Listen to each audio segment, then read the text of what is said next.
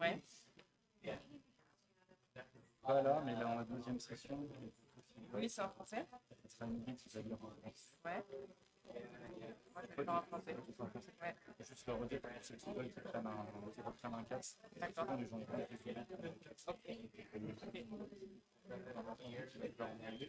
Ok. Personne n'a fait de part.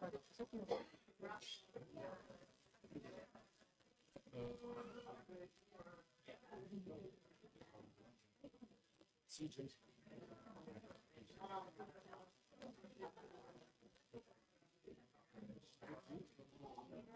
Oui, donc là, ça sera pas mal, ça sera. Ok. D'accord.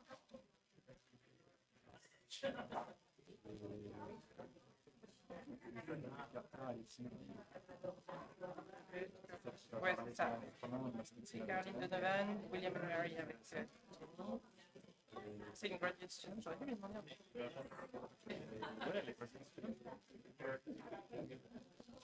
Elle est master student.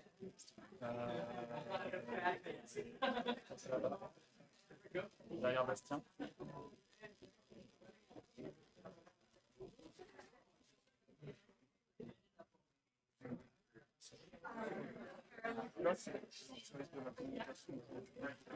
Ah, ok. Super, merci. En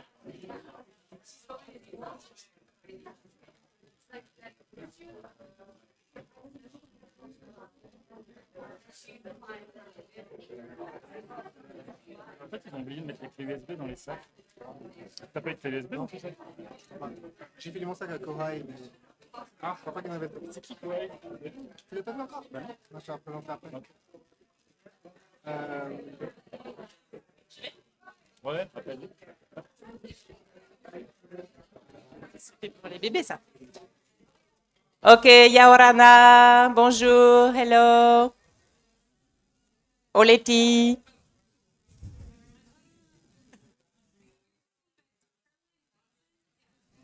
Donovan. Yeah. Okay, we're going to start, everybody. Thank you very much. And I just lost the speaker. Oh, no, he's back. Thank you for being back. And I noticed that everybody drank a lot of wine at lunch. So I'm going to look at each of you and make a lot of noise if I see some of you fall asleep, okay? But we're starting the session with Aymeric HERMANN from CNRS and his numerous co-authors. And we're going to hear about artifact geochemistry, demonstrating long-distance voyaging in the Polynesian Outliers. And all of these talks for the first session are going to be in English, but in the afternoon we have 2 talks in French if you want to grab the translation device when you come back from the coffee break. Here we go. Hi. So as an echo to the discussions of yesterday morning, I'll present now the results of a geochemical project, geochemical sourcing project that was led on several stone artifact collections from the Polynesian Outliers. We provide hard evidence for long-distance mobility towards and among Polynesian outliers during the last millennium AD. And we also propose an innovative, I believe, approach to provenance studies with an open source and fully reproducible analytical pipeline using open access geochemical data. 40 years after the seminal field investigations of Pat Kirch, Janet Davidson, Fos Leach, and others, the Polynesian Outliers remain one of the most debated topics in Pacific archaeology, as we've heard yesterday. One reason for this is that the outliers do not represent an homogeneous cultural unit, unlike Western Polynesia, for example. The 20 or so Polynesian-speaking communities of the Western Pacific were first identified through linguistic and ethnographic data, but their presence is not linked to a distinctive archaeological signature or archaeological culture. As a consequence, the timing and origin of Polynesian settlement in these islands remains unclear in most outliers. Second, linguistics, ethnography, ethnohistory, and material culture studies have shown that the outliers are participating to some degree in multiple intense relationships with their oceanic neighbors settled in these islands since the first millennium BC. Based on the available evidence, we can hypothesize different settlement processes. I summarize here 4 typical scenarios illustrating the diversity of cultural trajectories in the outliers, although I do not have time to get in more details now. Just one thing, beyond local developments, inter-island and sometimes inter-outlier contacts are attested by ethnographic, linguistic, and archaeological evidence. And archaeometry can provide hard evidence to reconstruct such patterns over time. Here we present new evidence of inter-island voyaging in the Polynesian outliers based on the geochemical sourcing of stone artifacts from 3 islands, Kapinga Marangi, in the southern Caroline Islands of Micronesia, Taumako in the Duff group of the Solomon Islands, and Emai in the Shepherd Island of Vanuatu. All 5 Kapinga Marangi artifacts were excavated by Leach and Ward on Motu Toho in 1979. On Taumako, the artifacts were collected from excavations and surface contacts by Roger Green in 1972 and Leach Davidson in 1977. Both Taumako and Kapinga Marangi artifacts were sampled at the archaeology lab attached to the Te Papa Museum in Wellington with the support of Janet Davidson and Fos Leach. The Emai artifacts come from the excavations and surface contacts in an area historically settled by the Polynesian communities on Emai. Fieldwork there was organized by Stuart Bedford and myself in collaboration with Edson Willie and Yarawoi Philip of the Vanuatu Cultural Center since 2018. In Kapinga Marangi, all artifacts were found in context, in cultural context dated from the 13th to the 20th century. In Taumako, 2 adzes were associated with the lower occupation layer of the Kahula site, which is dated to the 14th, 15th century, and all other artifacts were found in surface contexts, 2 at the Kahula site and 1 in the Congo area in the North Island, in the north part of the island. Most of these were analyzed with XRF 30 years ago by Peter Shepard, I believe, with results published in the pioneering Necromancy in the Stone paper. Our study provides a couple more artifacts and a wider range of trace elements and isotopic ratios. On Emai, 2 adzes were found in the gardens of Tongamea and Makatea in the eastern part of the island, and an obsidian flake and a distal adze fragment were found in post-Kauai, the local eruption of Kauai. Post-Kauai layers dated to the 16th and 17th century. Geochemical and isotopic analysis of these artifacts were performed at the European Institute for Marine Studies in Plouzané, Brittany, and at the Paris Institute of Earth Physics. In order to find the geological sources of these artifacts, I used data for archaeological queries from the Pofatu database, which was released in 2020, and for geological materials from the GeoRock database in order to consider all possible sources of volcanic rocks in island Southeast Asia and the Pacific. I then compared source data with our artifacts, focusing on radiogenic isotopes and elementary compositions. An archaeogeneticist once told me that geochemical sourcing was a bit like the genetics of stones, so I started using PCA analysis.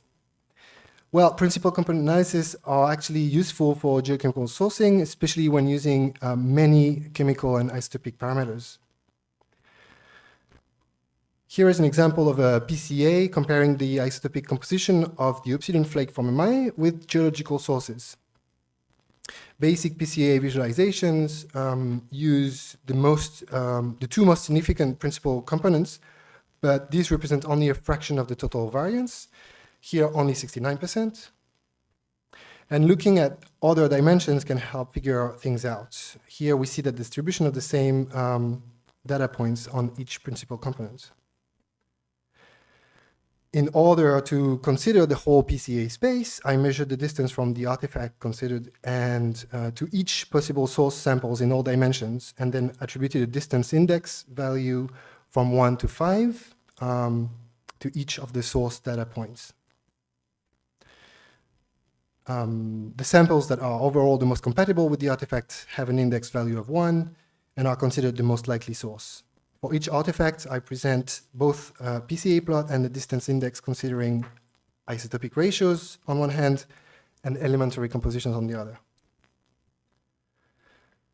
Provenance analysis on artifacts from the Polynesian Outliers means considering possible sources on both sides of the andesite line and a very large area from Southeast Asia to the Eastern Pacific Islands. So the first step was to determine which samples are related to island arcs and to interpolate contexts. Using a worldwide compilation of data from GeoRock, we show that niobium over lanthanum ratios can be used to clearly separate volcanic rocks from the two geochemical domains. Here we see that 5 artifacts were made of island arc materials and 9 were made of oceanic island materials. So now let me scroll through the results starting with island arc materials. The only compatible source for the Emae obsidian is an outcrop of obsidian located on the northwest coast of Vanua Lava in the Banks Island, which is one of the main sources of obsidian in the prehistory of Vanuatu. Sorry, it's going to be quite fast. The composition of 2 Emae adzes are consistent with several islands in central Vanuatu, but Emae local geological samples remain the closest to the 2 artifacts. The isotopic composition of a Kapingamarangi flake does not correspond to the signature of any specific arc, but its geochemical signature fits with some eastern New Britain volcanics, especially the low potassium series of the Sulu Range and of the Ulawun volcano on the north coast of New Britain. Turning to ocean island materials, one of the Emae adzes and all artifacts from Taumako are clearly associated with the Samoan hotspot and have a chemical composition consistent with the Tapu-Tapu volcanics of Tutuila Island, and especially with the quarry of Tatagamatau, which is known as one of the main archaeological quarries in the Central Pacific area. Based on oxide and trace element contents, several subsources can be identified in Tatagamatau, one in the lower part of the main quarry and the adjacent stream bed, and the other in the main fortified Tatagamatau complex.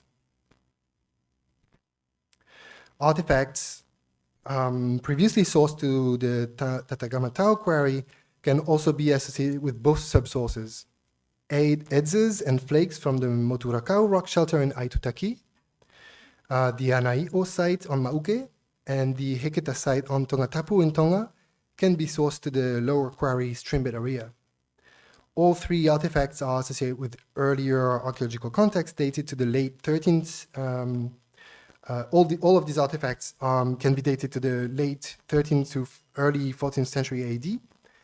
On the other hand, adzes from one adze from the Moturakau rock shelter in Aitutaki, one from the Atafu Atoll in Tokelau, and adze materials from the Tangatatau rock shelter on Mangaya can be sourced to the main quarry and are associated with later archaeological contexts dated to the late 14th and up until the 16th century AD. Turning to the Kapingamarangi artifacts, this sample is highly compatible with the neighboring islands, Caroline Islands. Although Ponape is geochemically fits, the lower silica content suggests an origin in the low silicate basalts from Kosrae. The isotopic signature of this sample is not entirely compatible with a particular island chain, and its assignment to a specific source is pending on the acquisition of more data. Yet, geochemical data shows that it is compatible with tholeiitic basalts from Shook Island in the Caroline group as well. The isotopic composition of this sample fits with both Hawaii and the Caroline Islands, but an origin in the Caroline Islands is more consistent with its geochemical signature, which is overall compatible with those of Ponape and Kosrae basanites. So to sum up, the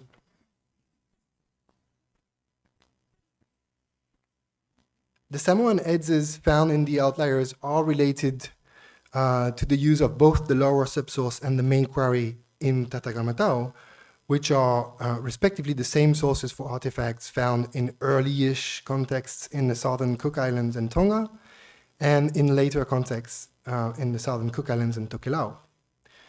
This, I believe, may suggest that migratory movements towards the outliers relate to the same bursts of long-distance mobility as those that led to the settlement of East Polynesia.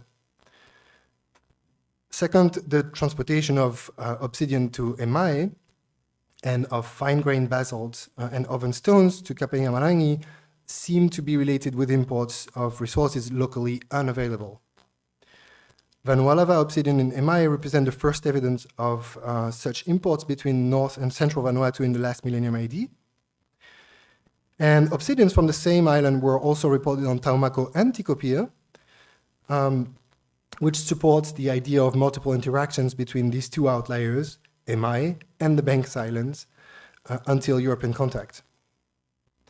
Stone materials transported from Kosrae and Ponape to Kapingamarangi are consistent with a sphere of high mobility between the Eastern Caroline Islands and the Northern outliers, which is suggested also based on similarities in material culture, including shell adzes and fish hooks, and a number of linguistic features and loanwords identified in modern languages.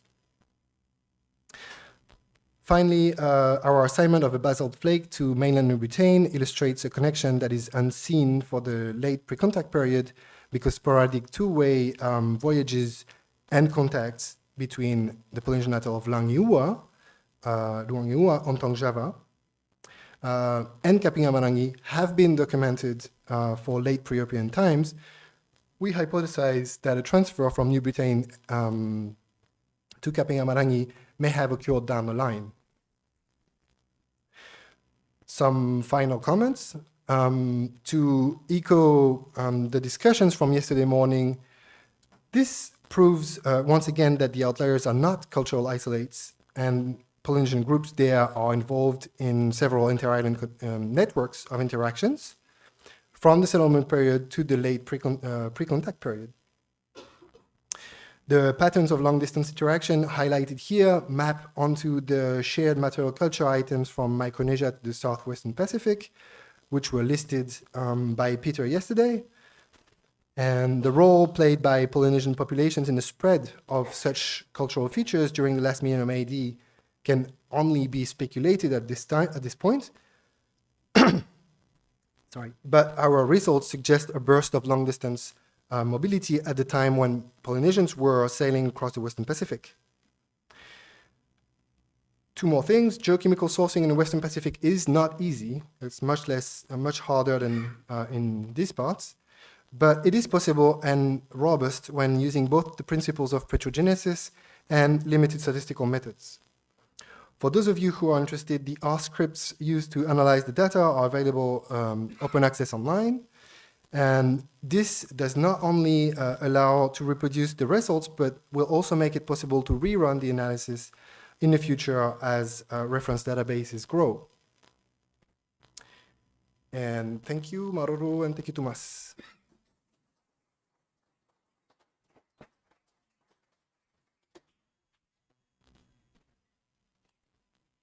Thank you very much. And now we have a presentation by Andrew McALISTER and Brendan KNEEBONE from the University of Auckland.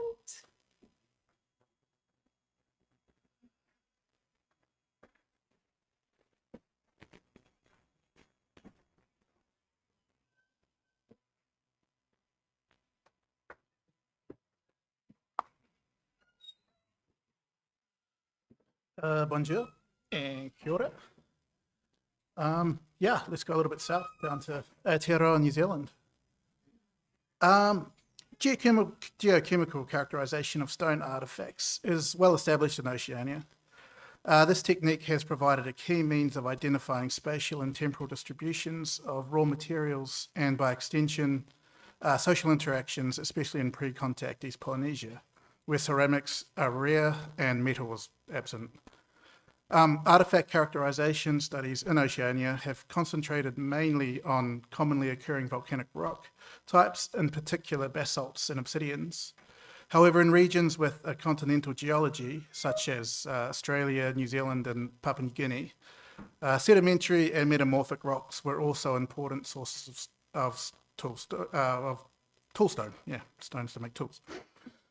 So in this paper, we investigate greywacke, which is a fine-grained sedimentary rock that was frequently used for adze manufacture, but still remains understudied.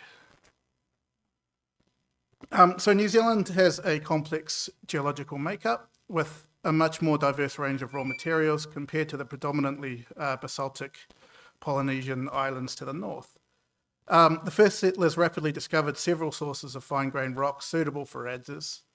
In addition to the familiar basalt, two other stone types were commonly utilised for adzes and also other ground-edge tools, which are argillite and greywacke. There was also a variety of other materials, including pounamu, which is nephrite, gabbro, limestone, andesite, and possibly dacite, which were also used but in smaller amounts. So greywacke is a fine sedimentary rock which forms a basement rock in seams across parts of the country. While the majority of deposits do not allow for controlled flaking, which makes them unsuitable for adze manufacture, there are occasional outcrops of fine-grained greywackes that have been identified. So formations can be spatially vast compared to volcanic rock, and the deposits can be old, up to 500 million years in Aotearoa, making the material potentially subject to geochemical change via induration, metamorphism, and also weathering. So despite, like I said, despite the variety of stone used for tools in Aotearoa in the past, geochemical analysis of materials other than obsidians have been rare. Consequently, studies have generally been limited to identifying artefacts to rock, usually by handheld specimens and visual characteristics. As a result, archaeological research often assigns a generic, what they've called motutapu greywacke category, to various types of fine-grained sedimentary rock that visually resembles material from one of our inner Hauraki Gulf islands, motutapu. This category currently covers all greywacke thought to originate from the Auckland region, and is generally based on visual characteristics such as grain size and also colour. The Pig Bay site on Motutapu Island is adjacent to a source of fine-grained greywacke and contains evidence of extensive stone flaking and also occupation. It was first excavated by Jack Olson in 1958 and recently analysed in detail by Janet Davidson and Foss Leach. Over 270 finished and unfinished adzes were recovered, with all but two thought to be made from local greywacke. Although radiocarbon dates indicate a relatively brief occupation of only around 100 years, the site does have a complex stratigraphy. So archaeologically, Motutapu greywacke has been identified in sites throughout New Zealand's North Island, including the basal layer of Hauhora, which is almost 300 kilometres north of Auckland City. Hauhora is among one of the earliest known sites in New Zealand, dating to around 1250 AD, which suggests that the material was identified as a high-quality resource very soon after initial settlement. However, the main distribution seems to be concentrated in the Greater Tamaki region, Greater Auckland region, within about 100 kilometres from its probable sources.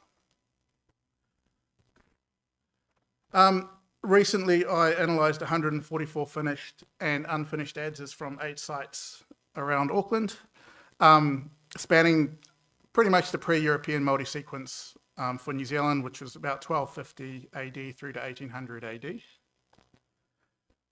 The dated sites were grouped into 4 main temporal periods, and I found that greywacke as a raw material dominated throughout and made up 82% of the total assemblage.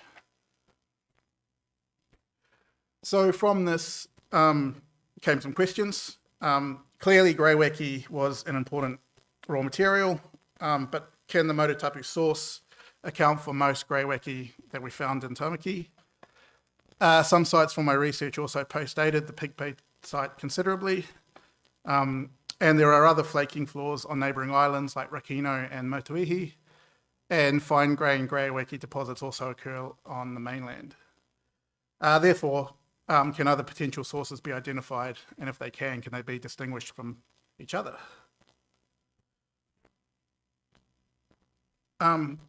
So therefore, from there came, oh, sorry, I did a bit. So to investigate these questions, we tried to use a holistic approach.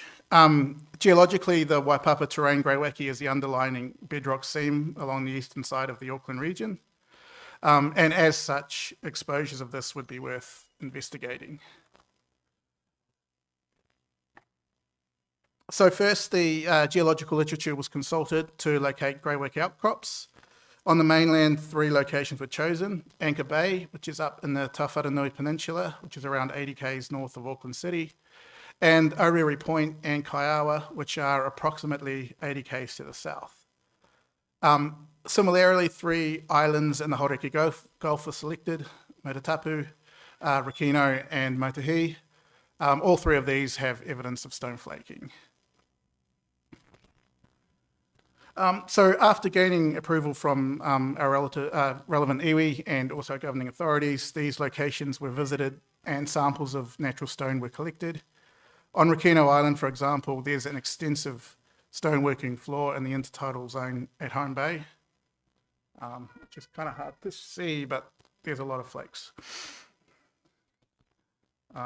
which looks a bit like that close up. So our initial survey on that island identified numerous work cobbles, flakes, and even several preforms. Despite this evidence of adze manufacture, there were very few large natural cobbles, boulders, or outcrops that would have been suitable for the initial stages of adze reduction at this bay. However, suitable materials were located nearby at Māori Garden Bay and Sandy Bay, suggesting that blanks were transported from these relatively exposed beaches to the more sheltered Home Bay for secondary reduction and eventual transportation off the island. A note on Home Bay, we do plan to conduct a more focused investigation there, which will include photogrammetry, total station survey, artefact measurements, and in situ PXRF analysis, so that in this way we will be able to record the site in detail, but with minimal disturbance. We're really fortunate to have Dante Bonica as a team member, who is one of the, if not the foremost traditional practitioners of making adzes and other stone tools. So he came with us and helped us to select suitable samples from natural cobbles and boulders and outcrops from the sources. Back at his workshop, Dante fashioned these stone samples into adzes, both to evaluate the working property of the raw material and for comparative performance testing of finished tools, which that part of it is also ongoing. So finally, those samples that were deemed to be of quality suitable for adze manufacture were geochemically analysed, and although destructive geochemical techniques are generally more accurate and quantify a greater range of elements, they are not always practical for investigating archaeological questions. And for this study, we required data from multiple samples per source to gauge inter-source variability, which would not have been financially viable using destructive methods. Additionally, in Aotearoa, New Zealand, and also elsewhere, Indigenous peoples have gained greater control over their curation of their heritage and rightly question whether destructive analysis of artefacts are always necessary or warranted. So given these potential limitations, non-destructive geochemical analysis were carried out with a Brooker Tracer 5i portable X-ray fluorescence instrument. Our investigation is ongoing, but to date, 120 source samples from the 6 locations have been characterised. Our results agree with published geological data, and while some patterning is apparent from examining individual elements, for example, the trace elements strontium and rubidium show some partitioning of mainland versus island sources, there was still quite considerable overlap among individual sources. So we went multivariate. So multivariate approaches such as discriminant function analysis, random forests, and support vector machines, which incorporate a range of elements, have been more promising. The mainland and island greywackies can be unambiguously separated. Within those regions, individual sources can be discriminated with a high degree of confidence. So that's those. So our initial results, although more potential greywacky sources still need to be investigated and additional reference samples need to be added to the database, our initial results do look promising. A sample of 42 adzes from 5 sites in Auckland were non-destructively analysed as well with PXRF and compared to the reference data. The resulting source assignments indicate that stone from all 3 islands in the Hauraki Gulf were used for adzes. So in summary, although considerable work has been conducted on various aspects of stone tool manufacture, usage and distribution in New Zealand, there remain several areas that require additional study. Geochemical analysis are essential to understanding the spatial and temporal movements of stone artefacts among social groups, but to date, obsidian is the only lithic material in Aotearoa that has been systematically studied. For other lithic materials, identification is almost always done by visual means alone and generally limited to regional stone types, such as Motutapu greywacke or Nelson Marlborough argillite as well. So with this level of characterisation, it does provide useful information at a regional scale, but it's too coarse to address more subtle questions. For example, with different groups targeting the same locations within regions, was there change over time as resources became depleted? So our pilot study does indicate that geochemical variation among different greywacke exposures exists in the Auckland Tamaki region, and that PXRF provides a viable means of non-destructive mass analysis of both reference samples and artefacts. However, before geochemical analysis can be conducted, sources need to be identified and comprehensive reference sample sets need to be collected. So there's a lot more research to go into that space. Cool. I'd like to thank these people, our field team, our local iwi, Ngātai Ki Tamaki, and the Royal Society of New Zealand, who gave me a tiny bit of money.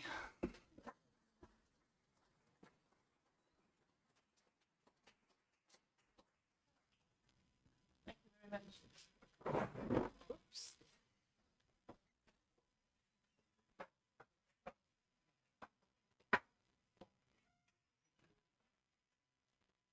Okay, next we're going to hear a recording from Elizabeth Carter, University of Sydney, and James FLEXNER. And she'll be joining us during the discussion time on Zoom. Yeah, if you have any questions, so keep them for the discussion time. On behalf of James and myself, I would like to thank the organisers for the opportunity to speak at this wonderful conference. I am sorry that I cannot be with you in person. For many years, I've been working towards making Sydney Analytical an international leader for scientific analysis of cultural heritage objects and materials. The projects that I've been honoured to be involved with has helped to open new areas of research for university-based collections, creating new opportunities for interdisciplinary collaborative research across multiple faculties on campus and with external partners from Australia and overseas. This has included the development of numerous collaborative projects with the Chowchak Wing Museum, the Rare Book and Special Collections Library at the University of Sydney, and the Department of Archaeology. I'd like to present some of our exciting work in the... Before I go any further, I would like to acknowledge and pay my respects to the traditional owners of the land, the Gadigal people of the Eora Nation. It is upon their ancestral lands that the Camperdown campus of the University of Sydney is built. As we share our knowledge, teaching, learning and research practices, within this university, may we also pay respect to the knowledge embedded forever within the Aboriginal custodianship of country. X-ray fluorescence spectroscopy is a ubiquitous tool in the analysis of cultural heritage objects and materials, and is commonly used as a first pass tool for gaining an elemental understanding of the material composition. Instrumental advances in portability, affordability, sensitivity, and improved detection limits have given rise to the widespread use of portable XRF units in conservation laboratories, in the field, in remote locations, and archaeological sites globally. However, rarely does any analytical tool provide all the answers, and it is important to understand the possibilities and limitations of this technique. This slide provides an example where other analytical techniques can be employed to provide complementary information. In the XRF example on the left-hand side of the screen, we have spectra of realga and orpiment, displaying peaks attributable to arsenic and sulfur. Orpiment, due to its golden colour, was used in ancient times as a pigment and dye, while realga was a common red pigment for paints and dyes. It is not possible with only XRF data to make an identification. On the right-hand side of the slide is illustrated the Raman spectra collected from realga, pararealga, and orpiment.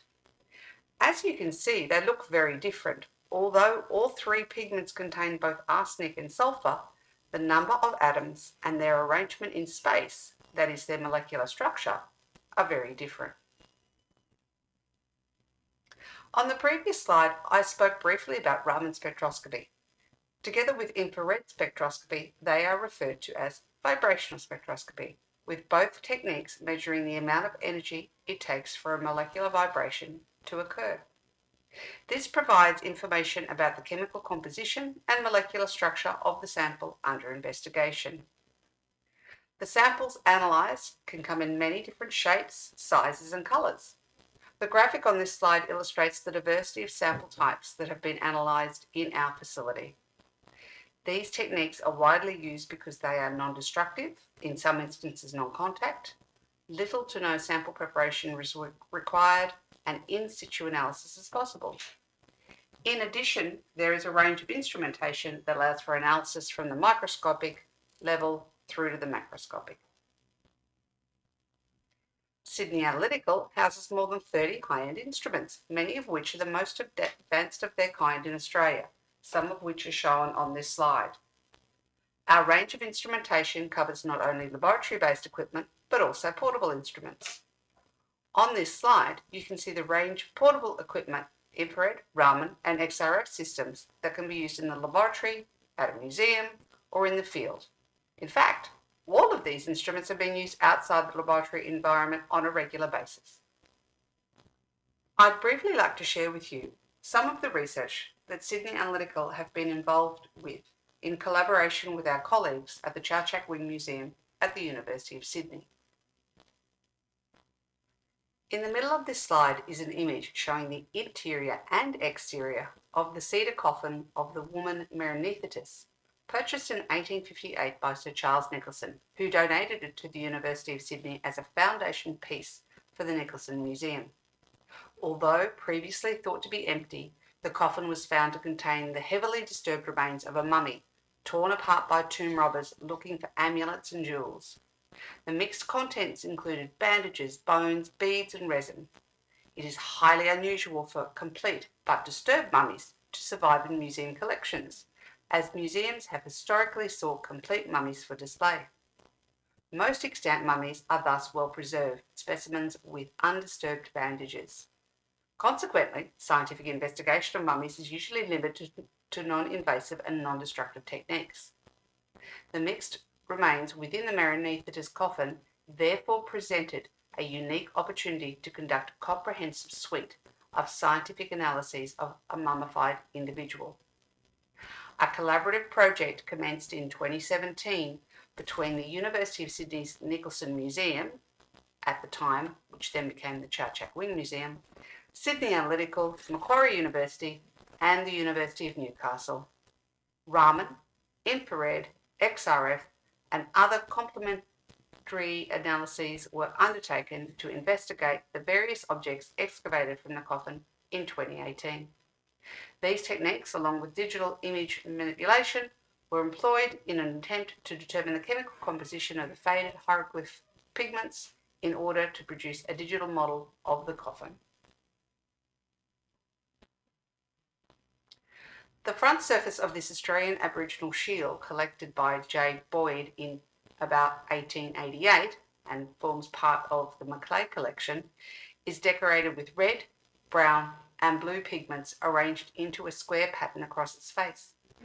There is significant wear and tear, indicating that this was likely used by its maker or owner before it was collected by Boyd. The shield is thought to have been painted with a mixture of natural brown and red ochres, black, usually sourced from charcoal, and a vibrant blue pigment. The blue pigment was identified by Raman spectroscopy as ultramarine blue, but it was not determined whether it was synthetic, possibly Reckitt's blue, or natural ultramarine, lazurite, the main mineral component of lapis lazuli. Lapis lazuli is typically identified using either optical or scanning electron microscopy, since its morphology and particle size is distinct from the uniform, small and rounded particles of the synthetic ultramarine blue pigment. We are re-examining the blue pigment together with other available samples to establish its origin. Many of the research projects that are undertaken at Sydney Analytical are collaborative. Where possible, we enjoy the challenge of developing new methodologies. In 2017, after meeting Lucilla Ronai from the Australian National Maritime Museum at a conference, we discussed the problem of how we could identify and distinguish between cellulose nitrate and cellulose acetate reliably, rapidly, and non-destructively. Cellulose nitrate, transparent plastic film, was used by photographers and movie filmmakers from its release in the 1880s to the 1950s. The storage of this material is a challenge for cultural institutions because of its instability and hazardous nature, as nitrate is highly flammable and deteriorates over time. Historically, cellulose acetate gradually began to replace cellulose nitrate as it is not flammable. Despite its non-flammable properties, leading to cellulose acetate being called safety film, over time it became clear that it also deteriorates in hazardous ways. Identification of cellulose nitrate and cellulose acetate in collections is necessary for preservation and risk management to collections and humans. At the time of this work, there was no single identification method readily available to heritage institutions that met the requirements to identify and distinguish between cellulose nitrate and cellulose acetate. In this study, samples from both the Sydney University Museums and Australian National Maritime Museum collections were analysed using infrared total reflection spectroscopy. Since the paper has been published, numerous institutions worldwide have used this methodology to characterise their often immense collections of cellulose-based films. In 2018, Marquesan and colleagues published a method for analysing bone diagenesis using vibrational spectroscopy. Diagenesis is a critical process for understanding the taxonomy of archaeological vertebrate bone assemblages, particularly those diagenic properties relating to heat exposure. The temperature and heating environment that led to a bone specimen being charred, cracked, polished or calcined can reveal much about the cooking preference of past people. For example, it may reveal whether a cut of meat was boiled, roasted or cooked over an open fire and the amount of heat that it was exposed to. The research undertaken by Marquesan and colleagues determined that the most significant spectral differences were observed between 700 and 800 degrees Celsius and included degradation of the organic protein component as well as the presence of new bands attributable to the inorganic matrix, as seen in the schematic representation in the figure on the bottom right-hand side of this slide. These biomarkers have been used by our own team to investigate both an experimental sample of animal bones from common domesticates, sheep, cow and pigs, and archaeological samples from a late 19th, early 20th century assemblage excavated in the southeast of Tasmania.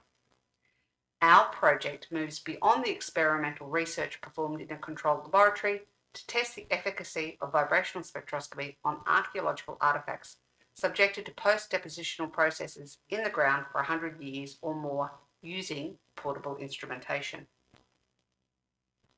This first figure presents the ATR spectra collected using a portable FTIR spectrometer from 3 samples of animal bones subjected to 400, 700, and 975 degrees Celsius. The next 2 figures are an expansion of these spectral regions. The bands marked on the figures at 3,570 and 630 wave numbers are assigned to the hydroxyl stretching and libation modes, which are attributed to a heat-induced reorganization of bioapatite's microcrystalline structure. Other noticeable changes are the decreased intensity of the spectral region from 1700 to 1350 wave numbers, assigned to a range of components including proteins, lipids, and carbonates. The decrease in the intensity of these features is a result of the destruction of the organic matrix, with the removal of lipids, degradation of proteins, and change in carbonate bands reflecting the change in the bone's inorganic matrix. These observations concur with those collected with laboratory instruments, confirming the transferable nature of this method. This slide presents the FTIR-ATR data collected from a range of archaeological material. Examination of the spectra collected from samples in C and E reveal the presence of bands at 3,570 and 630 wave numbers, marked by the asterisks, indicating that these samples were subjected to temperatures of at least 700 degrees Celsius. In spectrum A, there are 2 bands at 2,919 and 2,849 wave numbers, which are CH stretching bands assigned to lipids and proteins. The AMOD 1 and 2 bands are due to the presence of organic material. These bands were not present in the sample burnt at 400 degrees Celsius. However, Marquesan reported these bands were present in samples subjected to temperatures below 700 degrees.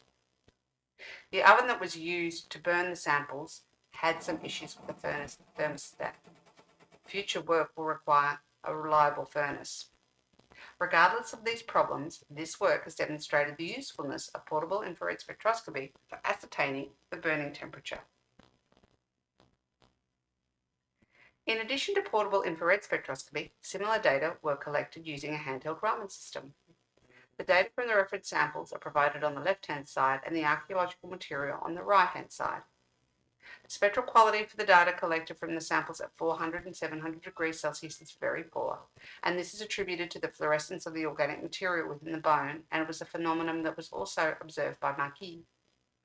The spectrum from the sample burnt at 975 degrees Celsius is of good quality with a high signal-to-noise ratio. It is a much simpler spectrum compared to its infrared counterpart, and the bands are attributable to the inorganic matrix. The quality of the data from the archaeological material is highly variable. The Bravo Raman spectrometer has a built-in fluorescence mitigation algorithm, but it wasn't able to completely counter the effects of fluorescence, as can be seen in spectra C, F, G, H, and I. Collecting Raman data can sometimes be very difficult if the sample is moving or not in focus, which is potentially why there is only noise in the first 2 spectra. The features that are marked at 779, 584, and 407 Raman shift are very broad and are potentially spectral artifacts. In the future, more work will be required to develop the application of this methodology. There are many people who have been involved in the projects which I have shared with you today. Their names are on this acknowledgement slide. I thank you kindly for your time.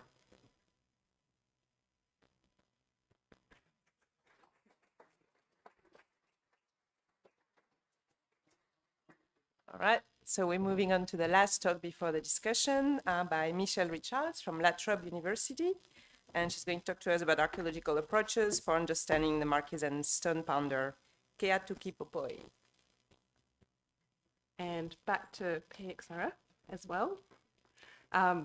So before I start, I would also like to give another shameless plug to the Journal of Polynesian Archaeology and Research, where you can find a much longer version of this paper in the first edition, I hear. Yeah. Okay. So stone powders are considered by archaeologists to be a later Polynesian invention, around 1400 AD. They were used for food, medicine, and pigment processing, and their distinctive forms, especially those from the Society Islands and the Marquesas, are easily recognized. The geochemical results presented in this paper will investigate if the tiki-headed pounders from the Marquesas were produced from localized basalt sources.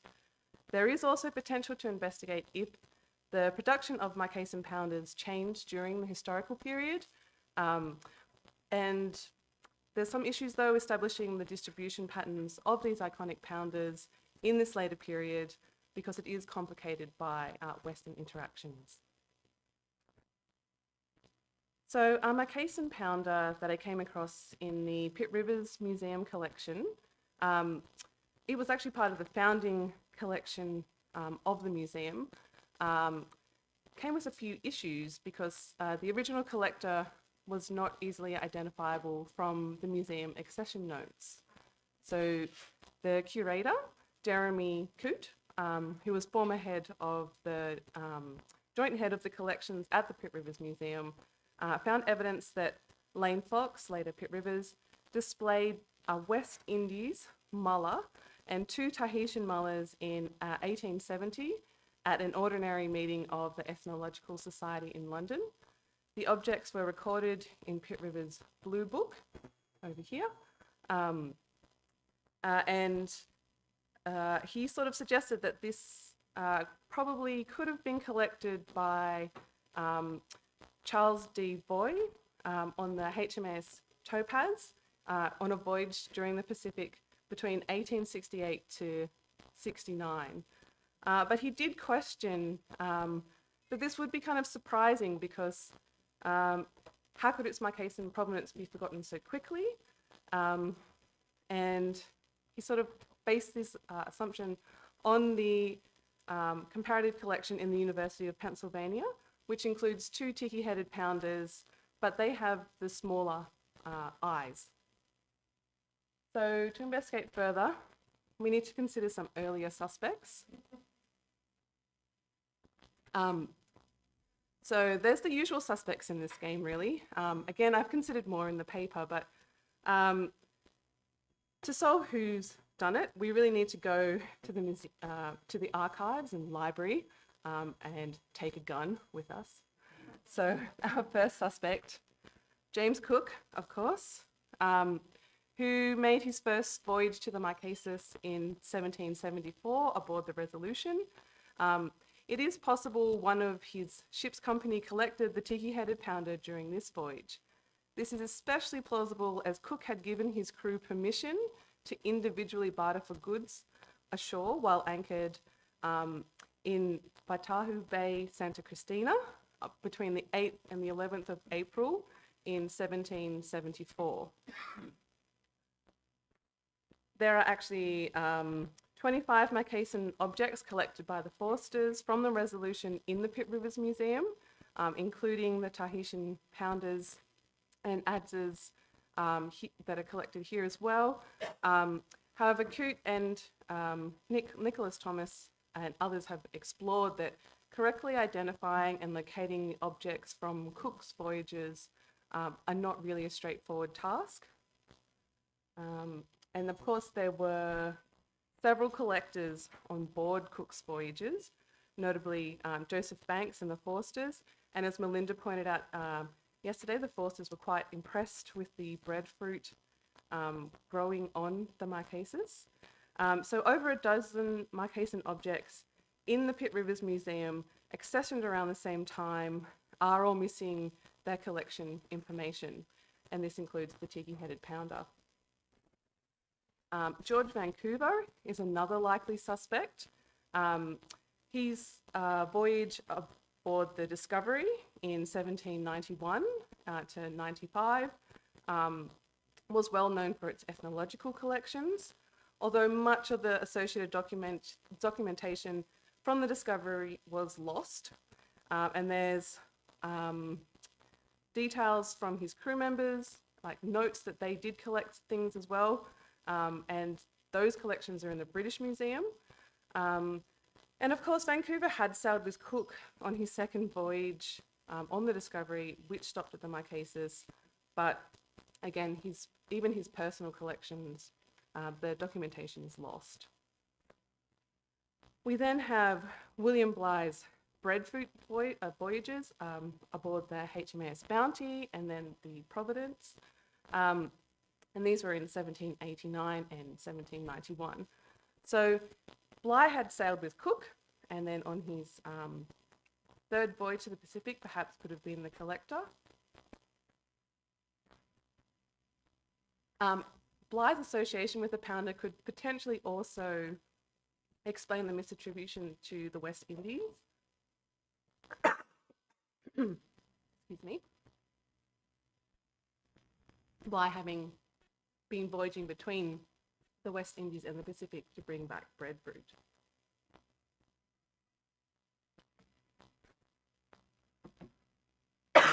Excuse me. So taking an assemblage-based approach, I wanted to find as many pounders as I could in early collections, so from the 18th to the 20th century.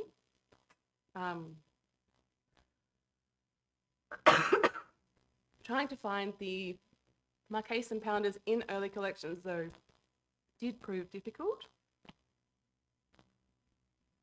And it seems there was potentially a withholding of the exchange of Marquesan pounders with Westerners for some time. So some of the earliest examples of pounders collected by British explorers are in the Pitt Rivers Museum and the British Museum. Overall, I found a total of 134 Marquesan pounders of various different forms, but only 18 being tiki-headed pounders. The other comparative early pounder I found was in the British Museum collection. This was collected in 1899 by the English explorer and philologist, Frederick William Christian. He collected this along with a phallic pounder and a coral pounder from Wahuka. Oops. And then, of course, I geochemically analysed these with a Bruker Tracer 3 SD PXRF.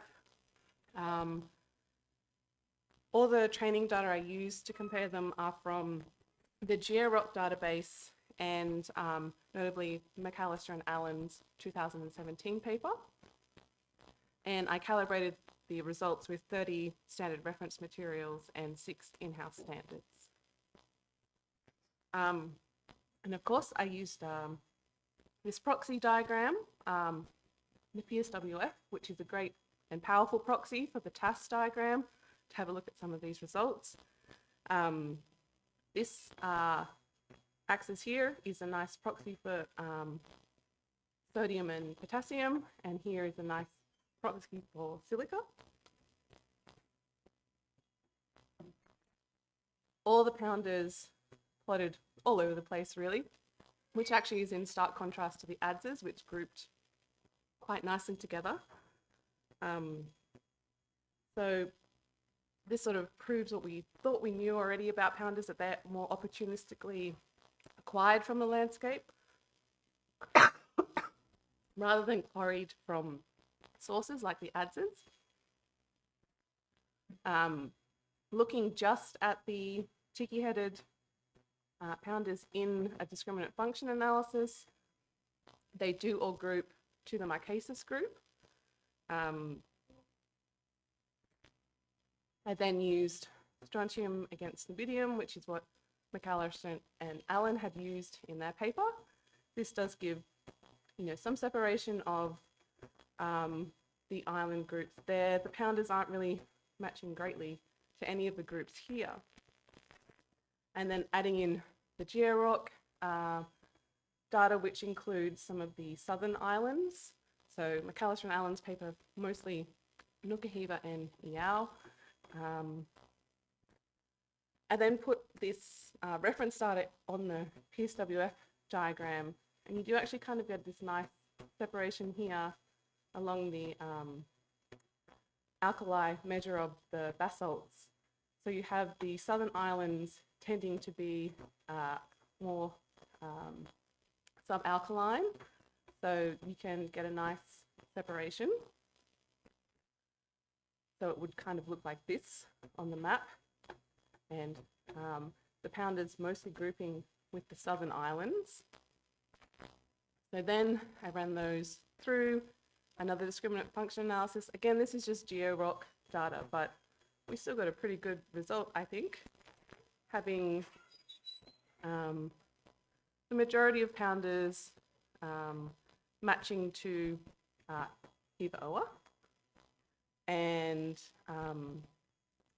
you know, there's a great grouping of pounders also from Tehuata, but, you know, I was hoping maybe there was a bit of a stylistic difference between them, but not really. Maybe you could say very slightly the eyes on Hiva-Oa are a little bit bigger. So is the mystery solved? Well, given that the Pitt Rivers Museum holds such a large collection from the Resolution voyage, it does seem likely that the tiki-headed pounder, you know, was one of these examples of fine carving acquired during the brief Western Polynesian cultural exchanges at Tahuhata between the 8th and the 11th of April 1774. I mean, that's the nice story, right? But sourcing the tiki-headed pounder from the Pitt Rivers Museum, you know, could support this. The idea that pounders were then subsequently withheld from Western exchanges may also come into this consideration. And Cook wrote in his journal about how the crew had made exchanges for many Marquesan souvenirs, including examples of fine carvings, the best he had observed in Polynesia, before all exchanges were stopped after some highly prized red feathers from Tonga were exchanged for a pig. But we do also need to consider other possibilities still, because these results do also provide evidence that tiki-headed pounders were exchanged to other Marquesan islands, because this tiki-headed pounder collected by Christian from Wahuka matches to a source on Hiva-Oa. And it was quite nice to, you know, note in Christian's writings in his book that, you know, he often received passage aboard local canoes between the Marquesan Islands when his ship, La Course, was not available. So he's moving around with the material. It's a daily kind of movement of things and people. And thank you to everyone who has made this research possible.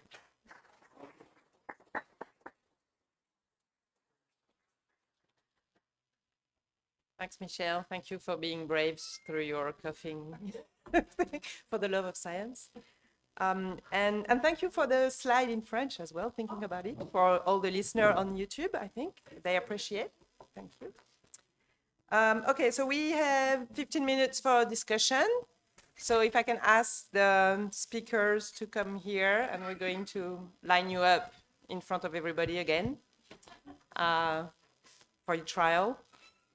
And do we have Elizabeth online? James, are you coming to represent your co-author on the paper? Oh, gosh. Yes, don't ask any difficult. I'm trying, but she can't connect now. We're exchanging a few emails, but she doesn't seem to be able to connect, so. Okay. Yeah. I'm trying.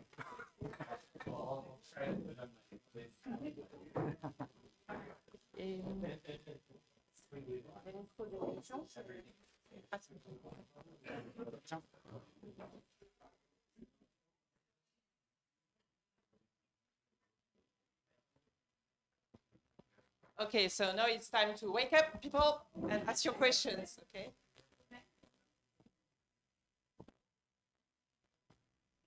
I guess my question is for Aymeric.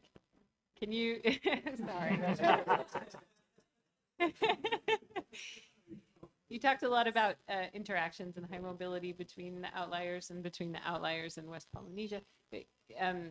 talking about what we discussed yesterday, do you have anything to say about the topic of settlement and where the outliers are coming from, and Eastern Polynesian settlement based on the work that you've done?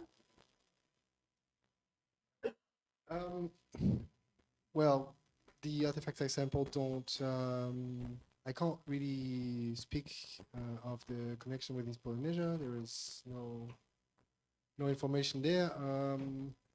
I guess, yeah, the important thing to take away is that the artifacts that are sourced to Western Polynesia are indeed artifacts that are generally passed on from generation to generation and might indeed represent some sort of migration at some point, which is not the case so much for the Kapigamarangi artifact, which are more useful things, just like oven stones and maybe waste of flaking and things like that. So that might be representative of using materials that are available locally, just like the obsidian. So I do believe that the adzes, especially the big distal fragments that are present in the Taumako assemblage and the Emai assemblage, do represent artifacts that objects that people might have been carrying with them from Western Polynesia. Yeah, there is no signal for anything from the Western Pacific in East Polynesia yet.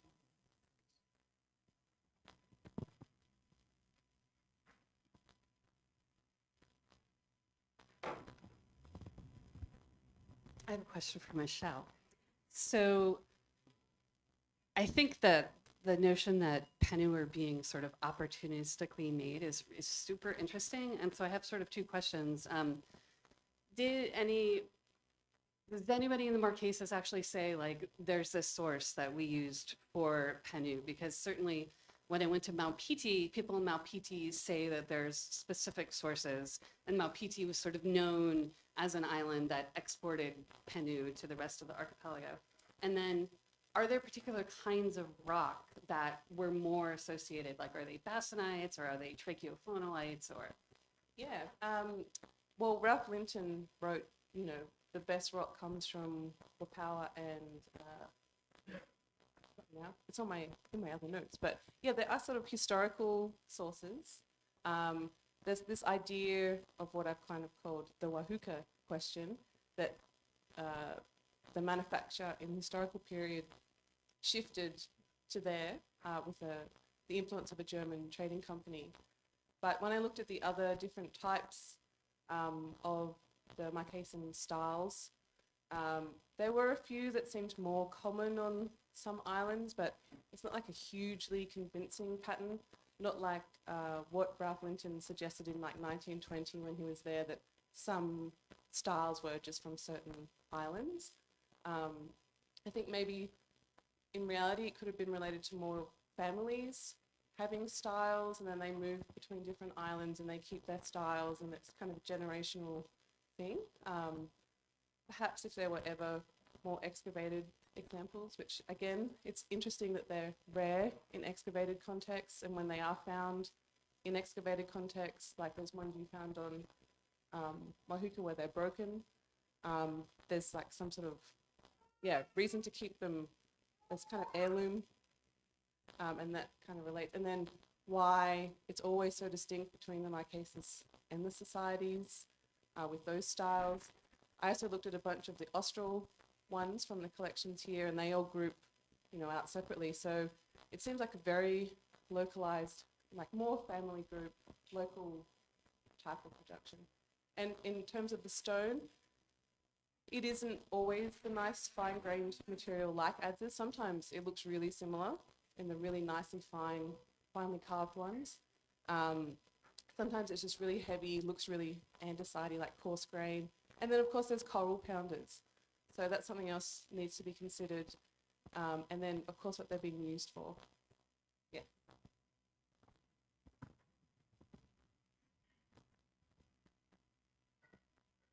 Any other question? I have a question for James. So have you started applying some of these techniques on some of your material? Yeah, so the archaeological faunal bone project that she mentioned at the end is one that we've started working on, and yeah, we have some results with that. The other kind of project that she didn't have time to mention, but which would be relevant for this group is I had an honors student do an analysis of shell material from Blue Mud Bay in Arnhem Land in Northern Australia. And she was able to distinguish different cooking techniques and temperatures and to compare them with the sort of ethnographic evidence for how shellfish were processed and cooked by Aboriginal people, mostly based on the calcite aragonite shift that occurs in shellfish as they're cooked at different temperatures and heated in different ways. So yeah, we've started working on these things mostly using Australian material, but I think it would be really great to start to see Polynesian archaeology start to pick up on this with, you know, thinking about the cooking techniques for different kinds of animals in our region. Does it involve building a reference? Yes, yeah, you always have to do an experimental set to, and interestingly, you know, we talk about the idea that these are, you know, non-destructive techniques. The destructive bit is usually that you have to take a bunch of shellfish or a bunch of animal bone and cook it in a furnace to a very high temperature. But once you've built that database, then you can have that, and it's, again, these are fairly these are techniques that archaeologists are really only starting to use. So it's not like XRF where you have GeoRock and you have Pofatu and you have all these online databases. We still need to establish these things and really get the methodological protocols right. And one of the problems is that Marquise paper and some of the other ones, a lot of it's coming to us from forensics. So it's you know, people who work on murder scenes wanting to be able to document what's happened to a human skeletal tissue. And obviously we have a different set of questions that we're dealing with, and we're often talking about lower temperatures and diagenetic transformations that would occur at lower kind of cooking temperatures. You know, no one's cooking, if you cook your pig to 1,000 Celsius, it's inedible. It's yeah. So,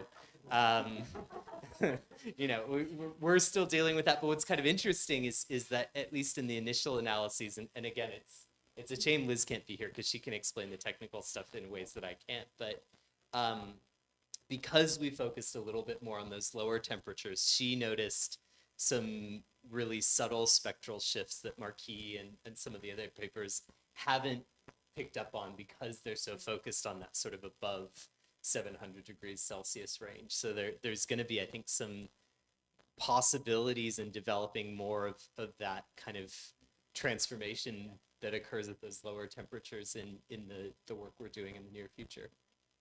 On bones and shells. And we also tried on charcoal with one of my students in Australia. So they're really the same kind of things that we could do here, developing reference. Yes. Any other questions? Oh, yeah. At the back. Paul?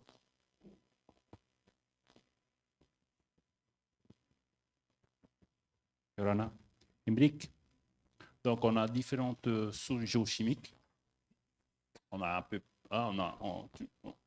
près brossé là partout. Là, il y a différentes zones géochimiques. Donc, est-ce que on sait qu'en Nouvelle-Zélande, on dirait qu'ils ont fait des chaînes opératoires, ils ont reproduit un peu comme ça se faisait avant. Est-ce qu'on a fait ça ici en Polynésie orientale, je sais pas moi, sur Papineau ou en Marquise avec le tuki? Est-ce qu'on a fait des chaînes opératoires pour savoir si on travaillait, on avait le même processus, le même mécanisme pour reproduire les outils? Oui, bonjour Paul. Je vais te répondre en français et puis après je vais peut-être passer la parole à Brandon parce qu'il travaille un petit peu là-dessus en Nouvelle-Zélande. Bon. Le travail de Dante Bonica dans la région d'Auckland, c'est ce travail d'expérimentation pour non seulement reproduire des objets mais aussi avec les techniques traditionnelles, donc C'est quelqu'un qui est un expérimentateur qui fait ce travail de manière très intensive. Ici, c'est, comme tu sais, c'est pas trop le cas encore. Donc je commence un petit peu, mais on n'a pas autant d'experts qui sont capables de travailler les matériaux ici. Et puis les collections ici à Tahiti ou dans les archipels de la région sont pas... Il y a encore beaucoup de choses à étudier, quoi. Mais je pense que de manière générale, il y a des processus techniques qu'on retrouve de part et d'autre, enfin en tout cas en Polynésie de l'Est. Brandon, Paul is asking if the technical processes to make stone tools and adzes especially are the same in New Zealand and here. I believe that massive flakes are used on both sides as sort of the volume where the adzes are what adzes are made of are the same sort of volumes in the first place. So it involves big flakes being struck from bigger sort of blocks, and that entails lots of skills. So yeah, we need to experiment more to be able to reproduce these techniques and be able to assess the know-how in every site where we work. So I believe that's what you guys are doing also in New Zealand. Much more developed there than here.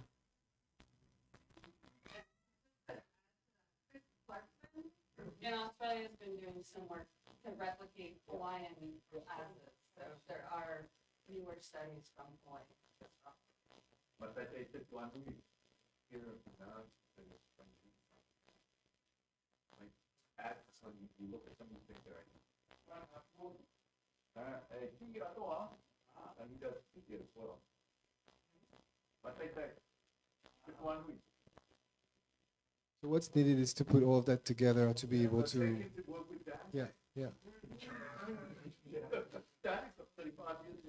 What we miss is the link between what experimental work is able to reproduce and identify specific techniques. I believe that hardwood, for example, could have been used as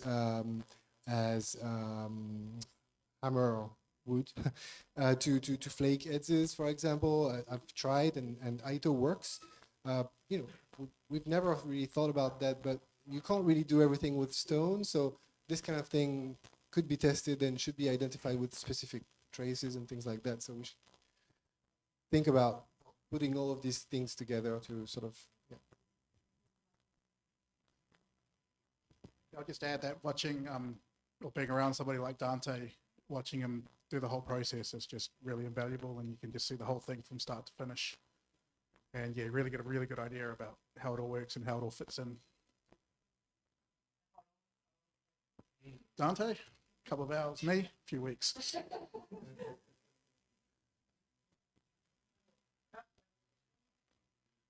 Similar kind of question for you, BK. You mentioned kind of experimental work in process to look at the if there's any quality differences in the use of adzes based on different Greywacke sources. Can you give us any kind of preliminary results from that? Like, is one source better than another source in terms of holding an edge, for example?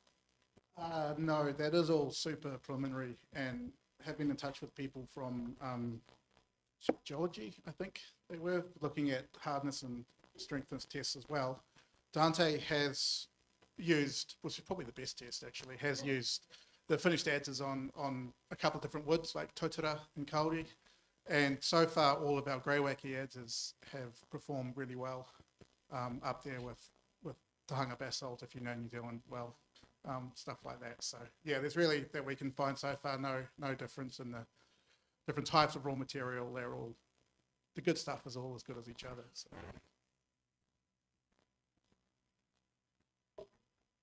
Okay, if we don't have any more questions, I think it's time for a coffee break, and we'll be back here in 15 minutes. Thank you.